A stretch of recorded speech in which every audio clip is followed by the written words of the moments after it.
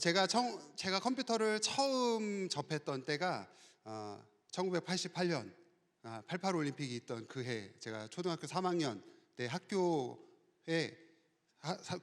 교실에 컴퓨터실이 생겼습니다. 그러면서 8비트 컴퓨터가 처음으로 생겼죠. 지금 다들 나이 계산하고 계실 것 같은데 네, 88년 초등학교 3학년 때 그러면서 뭐 마이크로소프트 도스 들어보셨죠? MS 도스, 뭐 GW 베이지 이런 거 다 들어보셨나요? 뭐 이런 맨날 프로그램들을 배우면서 컴퓨터를 처음 접해보는 저에게는 엄청나게 새로운 세상인 거예요. 야, 이런 게 있었구나. 그 전까지만 해도 맨날 놀아봐야 뭐 땅 따먹기 하고 종이 그려갖고 딱지 따먹고 하던 게 이 컴퓨터라는 것을 보면서 야, 이런 장치가 있다니 하면서 막 신기했던 경험이 납니다.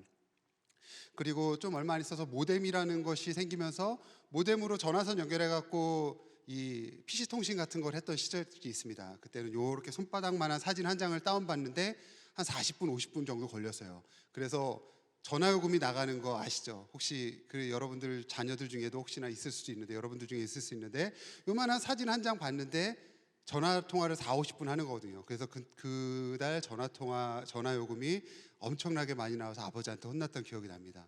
뭐 시간이 점점 다내갖고 인터넷이 발전하고 컴퓨터가 발전하고 하면서 이제는 뭐 요만한 사진이 아니라 엄청나게 커다란 사진 한 장도 봤는데 몇 초도 걸리지 않는 그런 시대가 됐죠. 이게 벌써 3, 40년 전, 2, 30년 전 얘기니까요. 요즘 여러분들 TMI라는 단어 들어보셨나요? TMI, Too Much Information이라는 단어의 뜻인데요. 정보가 너무나 많아서, 그러니까 너무 많이 말이 많거나 너무 정보가 많을 때 쓰는 약자입니다. TMI라는 단어를 쓰는데요. 요즘은 정보가 너무나 많다 보니까 각 사람들이 다 각자 이제 예전에 그 컴퓨터 이만하던 것들을 이제 각자 컴퓨터 한 대씩 다 가지고 다니시잖아요. 그렇죠?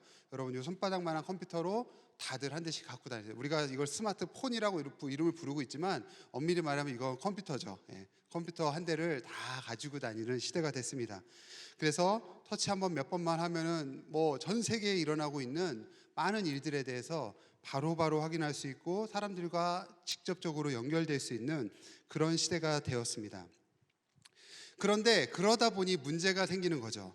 너무나 많은 정보들이 몰려오다 보니까 어떤 게 진짜인지, 어떤 게 가짜인지, 어떤 게 올바른 정보인지, 어떤 게 잘못된 정보인지를 구별하기도 어려워졌다라는 거예요. 여러분, 현미가 몸에 좋습니까? 좋지 않습니까? 예, 좋다고 하는 분도 있고 어떤 데서는 좋지 않다고 할 때도 있습니다.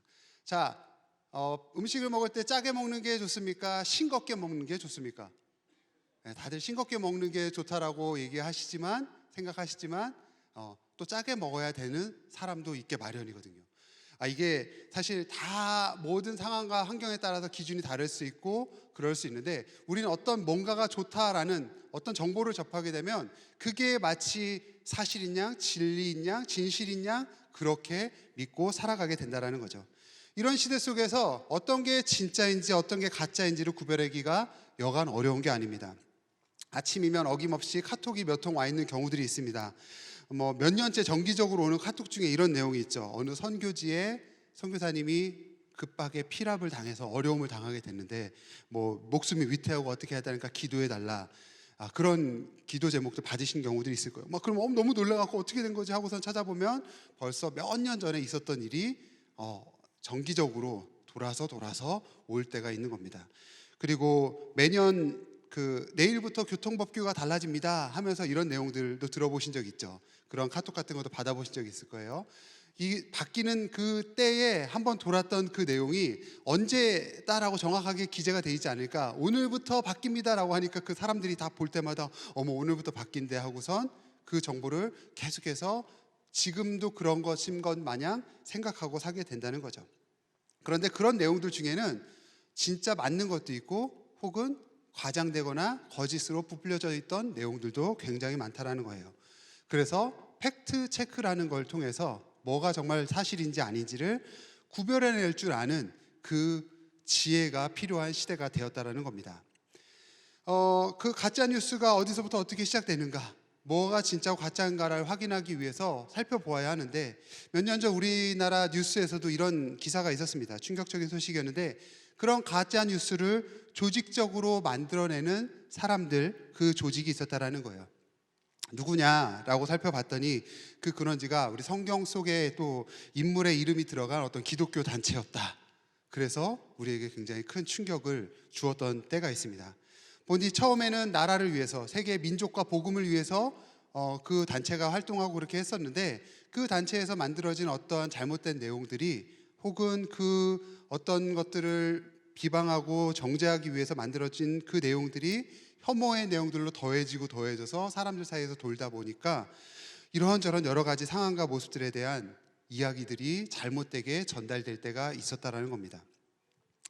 그래서 이 내용의 출처가 뭐냐 확인해 보니까, 어디 저 외국 유머 사이트에 있었던 그 뭔가 장난과도 같은 그런 이야기들이 마치 사실인 양 우리에게 전달될 때도 있다라는 거죠. 제가 이런 기사들을 볼 때면 항상 드는 한 가지 마음이 있었습니다.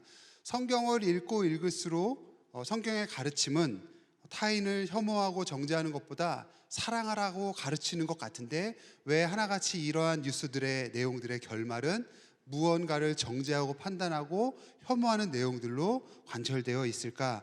그런 속상한 마음이 들 때가 있습니다. 이것이 기독교 단체에서 나왔다고 하니 더 속상할 따름인 거죠. 오늘날 교회가 안팎으로 손가락질을 당하기도 하고 어려움을 겪고 있습니다. 교회 밖의 사람들이 교회를 바라볼 때 자신들이 알고 있는 성경의 가르침, 예수님은 사랑하라고 가르친 거를 교회 밖에 있는 사람들도 다 알거든요. 근데 교회 안에 있는 사람들이 그렇지 않는 것 같이 여겨지니까, 실제 교회가 그런 모습이 나타나지 않으니까 교회가 나쁘다라고 손가락질하는 경우들이 많다는 거예요. 교회 안과 교회 밖에 높은 벽을 세워놓고 이분법적으로 나누어서 교회 안은 선한 것, 교회 밖은 악한 것이라고 그렇게 사람들에게 각인되기 쉽다라는 거죠. 그래서 교회 밖에 있는 사람들도 교회 안으로 들어오기 어렵고, 교회 안의 사람들마저도 교회를 떠나는 모습들이 우리 가운데 흔히 나타나는 모습입니다. 아버지와 아들과 성령의 이름으로 세례를 베풀고 주님이 우리에게 전하신 것을 가르치고 전해야 하는데, 본질적인 것들을 잃어버린 채, 무엇이 중심인지를 잃어버린 채 살아가고 있는 모습이라는 거죠. 사람들은 자기가 경험하고 알고 있는 것을 믿으려 합니다. 내가 어떤 미디어를 보느냐, 내가 어떤 사람들과 이야기를 나누느냐, 어떤 공동체에 속해 있느냐가 곧 내 기준이 되곤 한다는 거죠. 이로써 자신의 틀 안에서 세상을 보게 되고, 자기가 옳고 타인은 틀렸다라고 판단하게 된다는 겁니다. 자신의 기준의 틀을 깨기가 정말 어렵다는 거예요. 그래서 옳고 그름을 판단하는 기준이 내가 되는 경우가 너무나 많다는 거예요. 우리는 교회에서 성경 말씀을 통해 배우고 있지만, 여전히 그 기준은 내가 되는 경우가 많다는 거죠. 오늘 본문 속에서도 2000여 년 전 그 당시에 이 유대 이스라엘 지역에 있었던 그 사회의 문화와 율법의 기준에 의하면 받아들일 수 없었던 그 혐오스럽고 정죄당해야 할 그 일들이 하나님의 위대한 역사를 통해서 그 벽을 넘어서는 일들이 나타나고 있습니다. 벽을 넘어서서 하나님의 역사와 하나님이 어떻게 일하시는지를 우리에게 가르쳐주고 있는 본문이라는 거죠. 오늘 본문 사도행전 10장은 사도행전에서 이방인을 대표하는 한 사람, 고넬료가 등장합니다. 고넬료 어떤 사람입니까? 고넬료가 어떻게 복음의 은혜 안으로 들어오게 되었는지를 보여주는 장면, 바로 이 10장의 아주 중요한 장면이죠. 바로 앞장인 9장에서는 그리스도인들을 핍박하던 사울이 어떻게 주님을 만나게 되고 주님의 안으로 들어오게 되었는지에 대한 이어서 바로 이 10장의 내용은 이방인들에게 복음이 전파되어지는 그 아주 중요한 분기점이 된다는 거예요. 이 사건을 통해서 유대인들은 속되고 깨끗하지 않은 것으로 차별하여 구원의 은혜 안으로 들어올 가능성이 없는 것으로 단정되었던 그 이방인들은 절대 구원받을 수 없는 존재라고 여겼던 그들을 깨끗해 하시는 하나님으로 인해서 그 복음의 은혜를 맛보게 되는 것들을 여기서 기록하고 있다는 거죠. 오늘날 우리 입장에서는 이게 별스럽지 않은, 대수롭지 않은 이야기일 수 있습니다. 그러나 이방인과는 상종도 하지 않고, 심지어는 이방인과 결혼을 했는데 에스라에서는 돌아와서 어떻게 합니까? 결혼한 사람들을 이방인이라고 해서 다 이혼하고 쫓아보내라 라고 하지 않습니까? 그 정도로 이방인과는 절대적으로 상종도 하지 않았던 이 유대인들에게 있어서 당시의 이 문화와 율법의 틀 속에서는 이것이 엄청난 사건이라는 거죠. 이로 인해서 베드로 자신과 또 다른 사도들, 또 그 당시 유대인 공동체들, 교회들로 하여금 이방인의 구원의 문제가 이제는 너희가 그 편견을 넘어서서, 너희가 갖고 있는 그 혐오와 그 경계를 넘어서서 복음을 전해야 되는 아주 중요한 그 시발점이 되었다라는 겁니다. 오늘 앞장이었던 9장의 마지막 절인 43절은 이렇게 마무리가 됩니다. 43절을 함께 읽어볼까요? 시작. 베드로가 요빠에 여러 날 있어 시몬이라 하는 무두장이의 집에서 머무니라. 베드로가 요빠에서 여러 날 동안에 이 시몬이라는 무두장이 집에서 머물렀다. 이거 뭐 별거 아닌 것 같지만 이 무두장이의 집에 있는 것, 무두장이의 신분이 어떠한지를 이해하면 전혀 달라지는 얘기입니다. 이 당시에 무두장이가 무엇을 하는 사람이었습니까? 동물의 가죽을 다루는 자였죠. 그래서 동물의 피를 만져야 했고요, 동물의 가죽을 만져야 했습니다. 그렇기 때문에 이스라엘의 정결 예식에 따라서 이들은 부정한 자이고 그들의 공동체와는 따로 떨어져서 얼마 정도의 거리를 두고선 살아야만 하는 그러한 아주 천한 사람들로 구별되어 있었다라는 거죠. 그런데 그들과 상종도 하지 말아야 되는데 유대인이요, 그리고 유대인들 중에서도 대표격인, 또 사도들 중에서도 대표격인 베드로가 그 무두장이 집에서 유하고 있었다라는 것은 엄청난 일인 거예요. 뭐 그럴 수도 있지, 이게 아니라 엄청난 일이라는 거죠. 사도행전의 저자는 이것을 통해서 고넬료가 이 사건을 전개하는 그 이야기를 전개해 가는데요. 그러면서 고넬료가 이 무두장이 집에 있는 이 시몬과 어떻게 접점을 이루는지에 대해서 보여주고 있습니다. 그러면서 이 고넬료란 사람에 대해서 다시 한번 표현해주고 있는데요. 고넬료가 어떤 사람이었습니까? 10장의 여러 곳에서도 기록되어 있지만 1절에서는 로마 군대의 백부장이었다라고 말하고요, 2절에서는 경건하여 온 집이 하나님을 경외하고 백성을 많이 구제하고 항상 하나님께 기도하는 사람이었다라고선 기록합니다. 또 4절에서는 천사들조차도 고넬료를 이렇게 증언해요. 천사의 말에 의하면 기도와 구제가 하나님께 인정을 받은 사람이라는 거죠.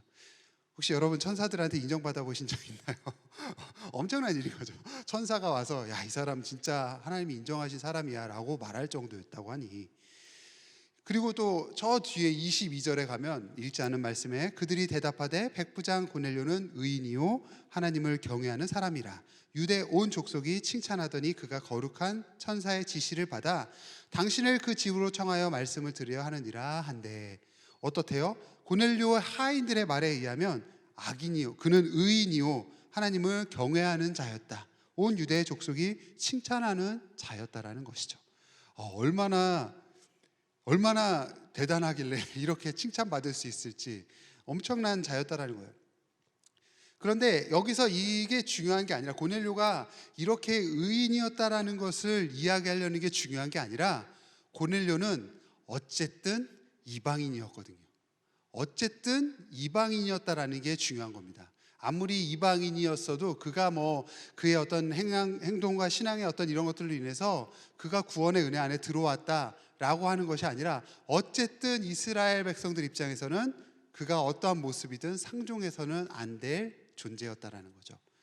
그런데 그 경계를 넘어서서 속되고 깨끗하지 아니했던 그 이방인을 하나님이 깨끗하다, 하나님이 이 사람은 거룩한 자다라고 인정해주는 그 위대하고 놀라운 역사가 여기서 나타나고 있다라는 거예요. 사울이 복음에 대해서, 복음을 듣고서 복음을 적대시하다가도 그 복음을 들으면서 사울이 하나님의 붙들림 받아서 하나님의 쓰임 받는 자가 되었던 것처럼, 그 사울이 어떤 선한 행동을 해서 그가 이제 이 사람은 선한 사람이다라고 인정받은 게 아니라 하나님이 그 사람을 택하셔서 그 사람이 선한 사람이 되었던 것처럼 이 고넬료 역시도 그가 어떤 선한 행위를 해서 하나님이 그를 택한 것이 아니라 하나님이 그를 택하셨다라는 게 더 중요한 이야기라는 거예요. 우리는 이것을 자꾸 간과할 때가 있어요. 내가 신앙생활을 열심히 했기 때문에 하나님이 나를 택하셨다라고 생각할 수 있지만 그것은 내 인간적인 생각일 수 있다는 거예요. 하나님은 내가 어떠한 모습이다 하더라도 하나님이 나를 택하겠다고 하시면 택하시는 거예요. 내가 아무리 예배드리고 아무리 종교적인 활동을 열심히 한다고 하더라도 하나님이 아니라고 하시면 아닌 거잖아요. 그렇지 않아요? 이것을 우리 개개인의 기준을 가지고선 나는 택함 받았어 라고선 말할 수 있는 사람은 아무도 없다는 거죠. 그래서 고넬료가 기도하러 환상을 보는 거예요. 9시쯤 되어서 오후 3시쯤 되겠죠. 그 기도하는 시간에 하나님의 천사가 고넬료에게 전해준 말이 있습니다. 내 기도와 구제가 하나님 앞에 상달되었다. 요바에 있는 베드로를 청해라. 그리고 무두장이 시몬의 집에 유숙하니 그 집은 해변에 있다 라고 정확하게 알려주시면서 그를 찾아가라 라고 말씀해 주셨어요. 사실 고넬료한테 내가 너 구원해 줄게 라고 말씀할, 너는 하나님으로부터 택함받은 백성이야 라고 말씀해 주셨어도 충분할 일인데 굳이 그를 들어서 고넬료 무두장이 집에 있는 무두장이 시몬의 집에 있는 베드로에게 찾아가라 명령하고 계셨다라는 거죠. 앞서 말씀드렸듯이 이 유대인들에게 부정한 자로 낙인 찍혀 있는 이 무두장이 집에 거룩하다고 여겨지는 유대인의 사도 베드로가 여러 날 동안 머물고 있었다는 것. 이게 뭐 오늘날로 얘기하자면 예를 들어서 얘기하자면 제가 무당집에 가서 몇 날 며칠을 거기서 지내고 있다라고 하면 여러분들 어떻게 느껴지세요? 목사님 그럴 수도 있죠 라고 여겨질 수 좀 이상하죠. 좀 그때 왜 그러지? 뭐 이유가 있나? 라고 여겨지면 사실 이거보다 훨씬 더 받아들이기 어려운 충격적인 사건이었다라는 거죠. 그런 무두장이 집에 어떻게 사도 베드로가 유숙하고 같이 먹고 마실 수 있는가? 그런데 더 중요한 건 베드로에게도 환상 가운데 나타나셨다라는 거예요. 11절 말씀에서 베드로를 향한 그 환상의 내용과 베드로의 반응이 나타납니다. 11절 말씀 함께 읽어볼까요? 시작. 하늘이 열리며 한 그릇이 내려오는 것을 보니 큰 보자기 같고 내 귀를 메어 땅에 들이었더라. 그 안에는 땅에 있는 각종 네 발 가진 짐승과 기는 것과 공중에 나는 것들이 있더라. 아멘. 이것들을 잡아먹으라 라고 말씀하셨어요. 이것들을 잡아먹어라. 베드로의 반응이 어땠습니까? 베드로의 반응이 세번역 버전으로 한번 읽어볼까요? 시작. 주님, 절대로 그럴 수 없습니다. 나는 속되고 부정한 것은 한 번도 먹은 일이 없습니다. 네, 우리가 이렇게 참 글을 읽듯이 편하게 읽어서 그렇지만 베드로의 어떤 심정이었겠어요? 아우 주님, 절대 그럴 수 없습니다. 어떻게 그럴 수가 있어요? 이건 말도 안 되는 얘기예요. 절대로 그럴 수 없는 그 표현을 지금 주님께 하고 있다라는 거죠. 속되고 깨끗하지 못한 것들, 그 부정한 것들을 먹으라고 하는 것이 이유였다라는 거예요. 가장 부정한 것으로 여겨지는 사람의 집에서, 그 무두장이 시몬의 집에서 여러 날 동안 먹고 마시고 있었으면서도 정작 자신이 부정한 것으로 여겨온 그 짐승은 아무리 배가 고플지라도 먹을 수 없다라고 큰 소리를 치는 이 베드로의 모습, 어떻게 느껴지십니까? 여기에 바로 오늘 말씀의 핵심이 담겨 있는 겁니다. 이 환상 속에 등장했던 속되고 깨끗하지 못한 것들이라고 하는 것은 유대인들의 개념과 전통 속에서는 절대로 넘어설 수 없는 일이었다라는 거예요.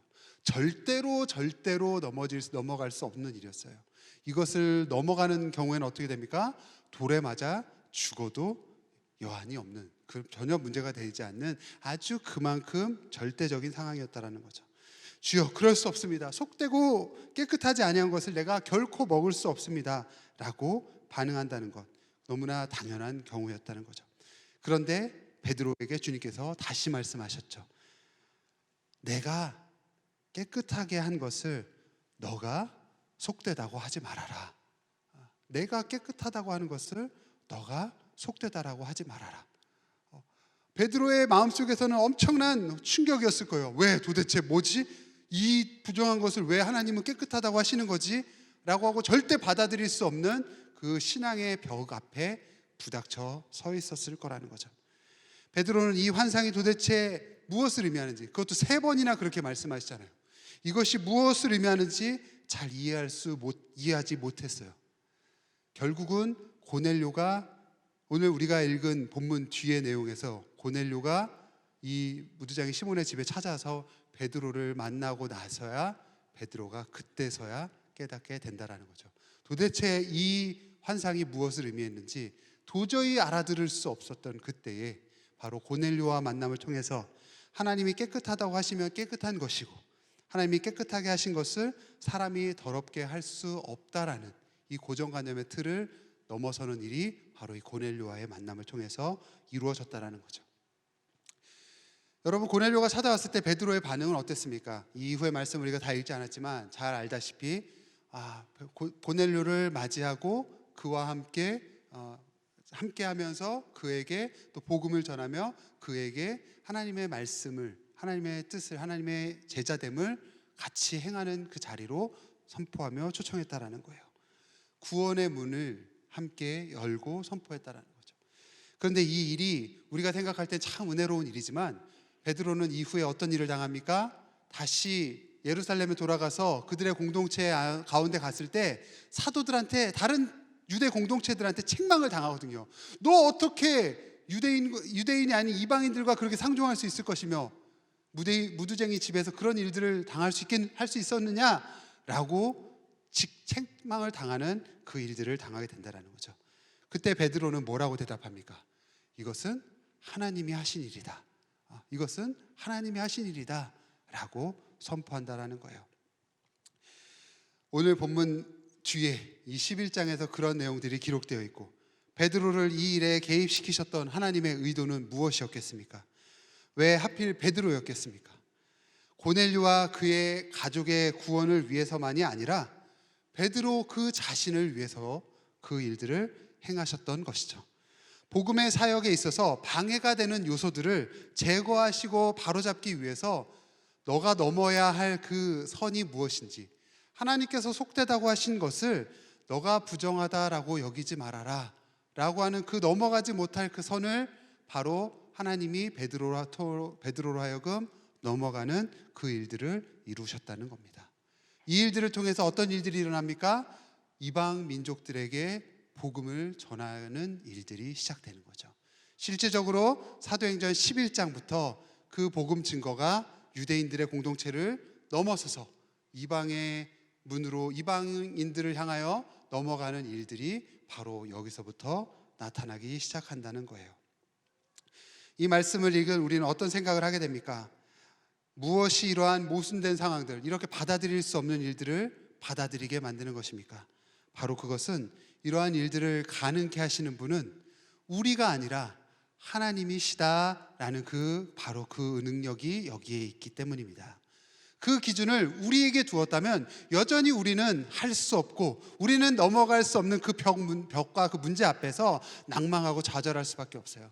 에이, 우리가 해봐야 얼마나 할 수 있겠어. 우리 인간의 능력은 이 정도밖에 안 되는데, 우리의 그간의 신앙적 경험은 이것밖에 안 되는데, 내가 그렇게 지난 수십 년 동안 기도해왔던 것들 결국 하나도 이루어지지 못하고 이렇게 살아가고 있는데, 때로는 낭망하고 넘어서지 못할 그 문제들 앞에서 하나님께서 하시겠다, 하나님께서 일하겠다, 하나님께서 그 일들을 나타내겠다라고 약속하시는 그것마저도 때로는 하나님 안 돼요.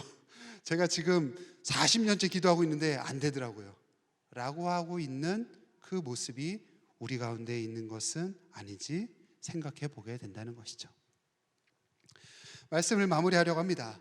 수년 전에 제 딸아이랑 손을 잡고서 이렇게 길을 걸어가고 있는데, 제 딸아이가 유치원 다닐 때쯤이었던 것 같아요. 그 딸이 저한테 묻더라고요.